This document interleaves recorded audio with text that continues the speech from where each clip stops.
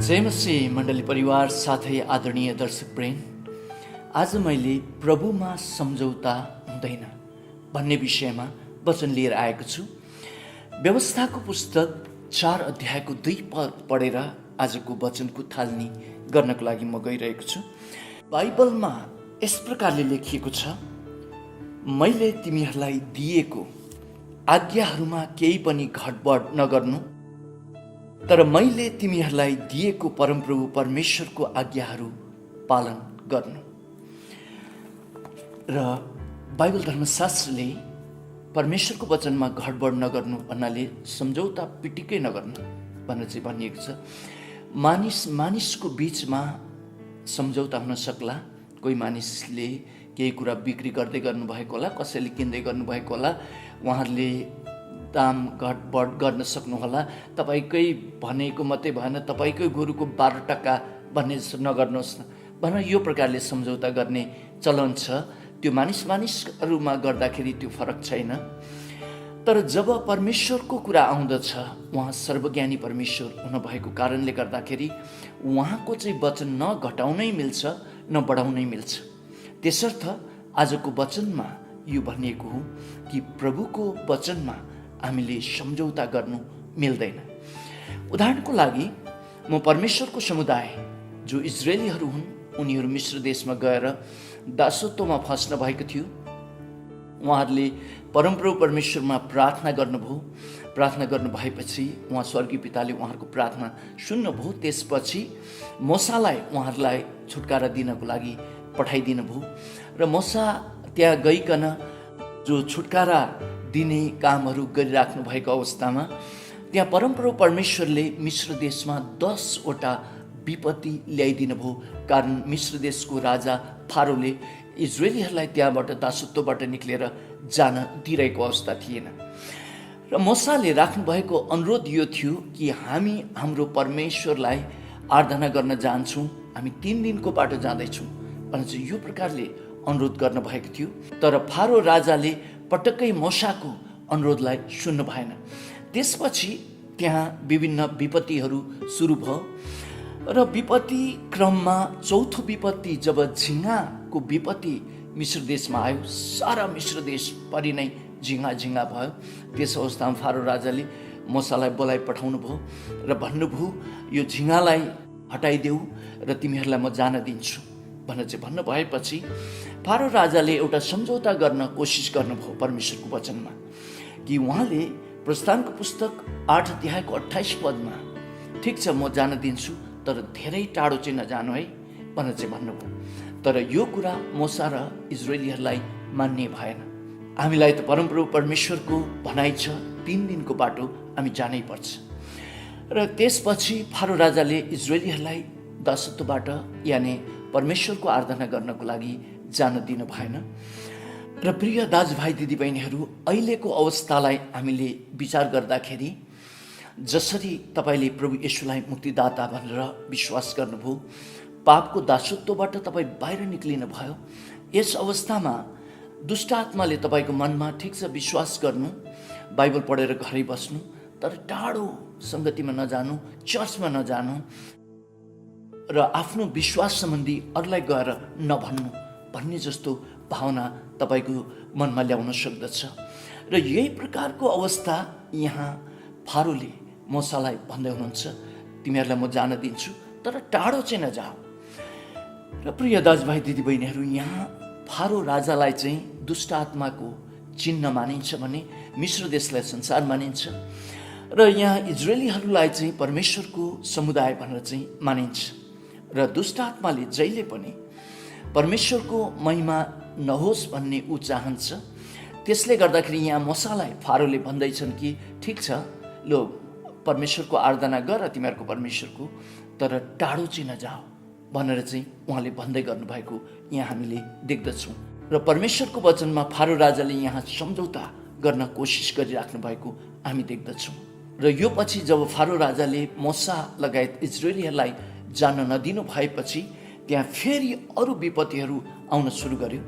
र र अरू विपत्तिहरूमा जब असिनाको विपत्ति भएर मिश्र देश तहस नहस भयो, यस अवस्थामा फेरि फारो राजाले मूसालाई दरबारमा बोलाइ पठाउनु भयो र उहाँले भन्नुभयो, लु ठिक छ, अब टाढै पनि जाओ, तर तिमीहरू पुरुषहरू मात्रै जाओ, केटाकेटी र महिलाहरू र धन सम्पत्तिहरू चाहिँ लिएर नजाओ भनेर चाहिँ यो प्रकारको कम्प्रोमाइज, यो प्रकारको सम्झौता गर्नको लागि फारो राजाले मूसाको अगाडि यो प्रस्ताव राखे।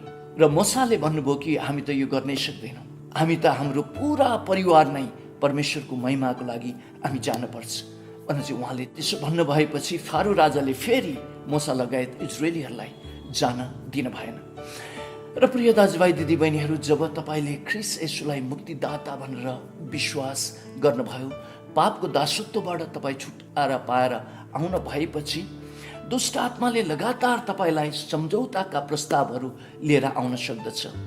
जसरी टाढो नजाओ भन्ने कुराहरूमा तपाईँले त्यसमा जित्नु भएपछि यसपछि फेरि घरको पुरै परिवार सङ्गतिमा नजानु, एकजना गए पुगिहाल्छ नि, त्यही व्यक्ति आएर सबैलाई बताइदिने नि भन्ने जस्तो कुराहरू लगायत यी विभिन्न प्रकारका कुराहरू उसले ल्याएर यो प्रकारले सम्झौता गर्नको लागि उसले कोसिस गराउँदछ। र यस अवस्थामा हामी होसियार हुनुपर्दछ। र पवित्र बाइबलले त यो हामीलाई स्पष्ट गराएको छ कि हाम्रो पुरा परिवार नै हामी सङ्गतिमा जानुपर्छ र एकसाथ नै हामी आत्मिकी हुन पर्दछ। तर दुष्ट आत्माले चाहिँ हामी सबै एकसाथ आत्मिकी होस् भन्ने ऊ चाहँदैन। एकसाथ एउटा परिवार आत्मिकी भएको खण्डमा दुष्ट आत्माले त्यो घरमा मौका पाउँदैन।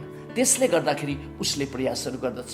र नयाँ करारलाई हामीले याद गरौँ, एउटा घर जहाँ बेथानीमा थियो र त्यहाँ दुईजना दिदी बहिनी र एकजना भाइ गरेर 3 जना बसोबास गर्नुहुन्थ्यो, मरियम, मार्था र लाजरस। र प्रभु येशू बेथानीमा 7 पटक उहाँहरूको घरमा जानुभएको रेकर्ड छ र 6औं पटकसम्म लाजरस चाहिँ प्रभु येशूसँग त्यो सङ्गतिमा बस्नु भएको रेकर्ड देखिँदैन। र हुनसक्छ त्यही कारणले गर्दाखेरि लाजरसलाई प्रभुले मर्न दिनुभयो र उहाँ मरेको 4 दिनपछि उहाँले फेरि बौरी उठाउनु भयो। त्यसपछि योनाको पुस्तक 12 अध्यायमा चाहिँ लाजरस, मरियम, मार्था लगायत सबै एउटा घर परिवार पूर्ण रूपमा बसेर त्यहाँ प्रभु येशूसँग सङ्गति गर्दै गरेको हामी देख्दछौँ।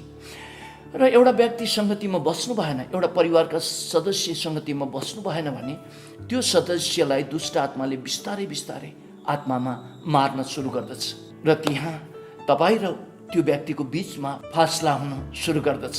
र प्रिय दाजुभाइ दिदीबहिनीहरू, कतिवटा घरेलु सङ्गतिहरूमा जाँदाखेरि ओल्लो कोठामा आमा बुवा हामीसँग घरेलु सङ्गतिमा बस्नु भएको हुँदछ।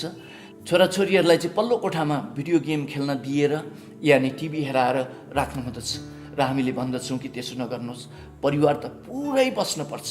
किनकि दुष्ट आत्माले एउटा परिवारको सदस्यलाई विश्वासमा माथि, अर्को परिवारको सदस्यलाई विश्वासमा तल राखेर यसले फासला ल्याउन कोसिस गर्दछ। त्यो गर्न दिनु हुँदैन भनेर चाहिँ हामी भन्दछौँ।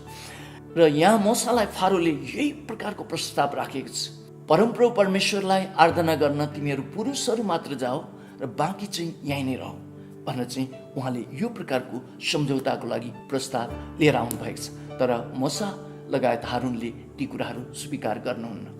त्यसपछि उहाँहरूले जान दिनुहुन्न र फेरि त्यहाँ मिश्र देशमा विपत्ति अरू आउन सुरु गर्दछ। र त्यसपछि जब अन्धकारको विपत्ति हुँदछ, त्यस अवस्थामा फेरि फारो राजाले मूसालाई बोलाइ पठाउनुहुन्छ र अर्को सम्झौताको प्रस्ताव राख्नुहुन्छ। लु ठिक छ, टाढै पनि जाओ, आफ्नो पुरा परिवार पनि लिएर जाओ, तर भेडा बाख्रा गाई बस्तु यानि धन सम्पत्ति चाहिँ परमेश्वरको आराधनाको लागि लिएर नजाओ भनेर चाहिँ यो प्रस्ताव उहाँले राख्नुहुन्छ। तर मूसाले यो प्रस्तावलाई पनि, यो सम्झौतालाई पनि उहाँले इन्कार गर्नुहुन्छ। हामीले त परमप्रभु परमेश्वरलाई आफ्नो धन सम्पत्तिले उहाँलाई इज्जत गर्नुपर्छ, हामीले उहाँलाई बलि चढाउनु पर्ने हुन्छ, यसो हामी पिटिकै गर्न सक्दैनौँ भनेपछि फेरि मूसा र हारूनलाई उहाँले त्यहाँबाट लखेट्नुहुन्छ। र प्रिय दाजुभाइ दिदीबहिनीहरू, जब तपाईँले प्रभु येशूलाई मुक्तिदाता भनेर चिन्नुभयो, पापको दासत्वबाट तपाईँ छुटकारा पाएर परमेश्वरको राज्यमा तपाईँले प्रवेश गर्नुभयो, यस समयमा तपाईँलाई मनमा यानि परिवारका सदस्यहरूबाट दुष्ट आत्माले यो कुराहरू भनाइ ल्याउन सक्दछ। ठिक छ, म चर्च पनि जान्छु, सङ्गति पनि जान्छु, मेरो आफ्नो गवाई पनि म सबैलाई म कसरी प्रभु येशूलाई विश्वास गरेँ भनेर बताउँछु, साथै पुरा परिवारलाई पनि म सङ्गतिमा राख्छु, तर दशंश चाहिँ तिर्दिनँ, भेटी तिर्दिनँ, पहिलो फलले म परमेश्वरको इज्जत गर्दिनँ, साथै मेरो इच्छा भेटीहरू परमेश्वरलाई दिँदिनँ भनेर चाहिँ यो प्रकारको लोभहरू हाल्दिन सक्दछ। र यहाँ तेस्रो अभ्यास यानि तेस्रो प्रयास सम्झौताको लागि फारो राजाबाट मूसालाई यही भएको छ, ल सबै जानुहोस्, टाढै जानुहोस्, तर धन सम्पत्ति चाहिँ छोडिराख्नुहोस्, परमेश्वरलाई धन सम्पत्तिबाट इज्जत नगर्नुहोस् भनेर चाहिँ फारो राजाले यहाँ मूसालाई यही प्रस्ताव राखेका छन्। तर मूसाले यो प्रस्ताव मान्नुहुन्न। प्रिय दाजुभाइ दिदीबहिनीहरू, दुष्ट आत्मालाई थाहा छ तपाईँको पुरै परिवार आत्मिकी भइसकेको भए तापनि, तर सम्पत्तिबाट फेरि तपाईँले घर परिवार चलाउन सक्नु भएन भने त्यहाँ गनगन हुँदछ।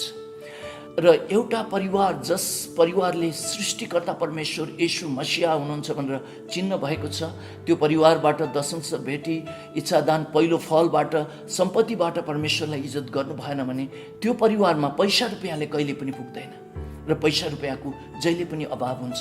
र जब त्यो परिवारमा पैसा रुपियाँको अभाव हुन्छ, गनगन सुरु हुँदछ र त्यो आत्मिकताहरू घटेर जान सक्दछ र यस अवस्थामा दुष्ट आत्माले मौका पाउँदछ। त्यसर्थ यस तेस्रो अवस्थामा सम्झौताको प्रस्ताव जो फारो राजाले ल्याएको कुरा चाहिँ यो हो, ल सबै कुरा गर तर सम्पत्ति चाहिँ यहाँ छोडेर जाऊ भनेर चाहिँ यो प्रकारले ल्याउनु भयो। त्यसले गर्दाखेरि हामी दुष्ट आत्माको छलदेखि होसियार हुन पर्दछ र परमेश्वरको वचनमा हामीले कहिले पनि सम्झौता गर्न हुँदैन।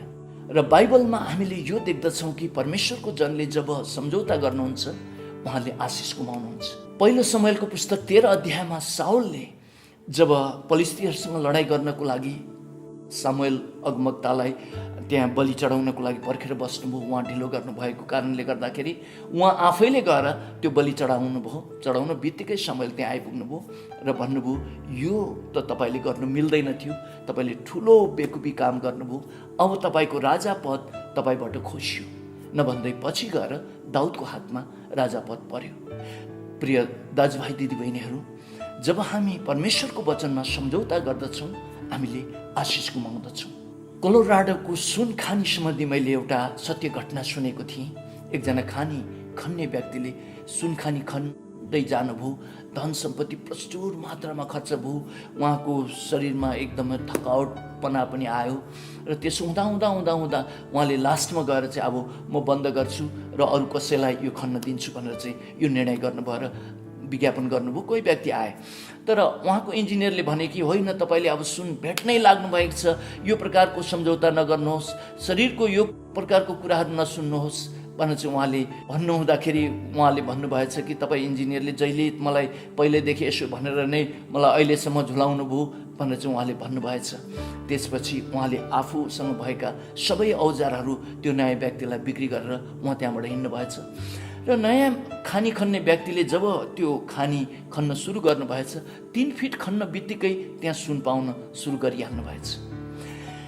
र प्रिय दाजुभाइ दिदीबहिनीहरू, यो पहिलो खानी खन्ने व्यक्तिले आफ्नो शरीरको आवाजलाई सुन्नुभयो र म गर्न सक्दिनँ भन्ने त्यो प्रकारको सम्झौता उहाँले गर्नु भएर आइसकेको आशिष उहाँले छोडिदिनु भयो, त्यो आशिष अर्कोको हातमा पर्यो। त्यसले गर्दाखेरि हामीले आफ्नै जीवनमा पनि कुनै पनि कामहरू पुरा नगरेर हामीले जिन्दगीमा त्यो प्रकारको सम्झौता गरिएको खण्डमा आशिष अर्कोको हातमा जान सक्दछ। र कसैले यसो भनेका छन्, परमेश्वरको कति जनहरूले निषेधित पोखरीमा पौडी खेल्नको लागि लाइफ ज्याकेट समातेर मौका पर्खिरहेको अवस्थाहरू छ सम्झौता गर्नको लागि भनेर चाहिँ भनेको छ। र त्यो प्रकारको अवस्था हामीमा नभएको होस् र हामीले परमेश्वरको वचनलाई बडो गम्भीरतापूर्वक लिएर उहाँको वचनलाई चाहिँ न त घटाउनै मिल्छ न बढाउनै मिल्छ, मैले सम्झौता गर्नै हुँदैन भनेर तपाईँ खडा हुनुभयो भने प्रभुले तपाईँलाई आशिष दिनुहुनेछ। र यति भन्दै म टेक दाहाल आजको वचनबाट बिदा हुन्छु। जय मसीह।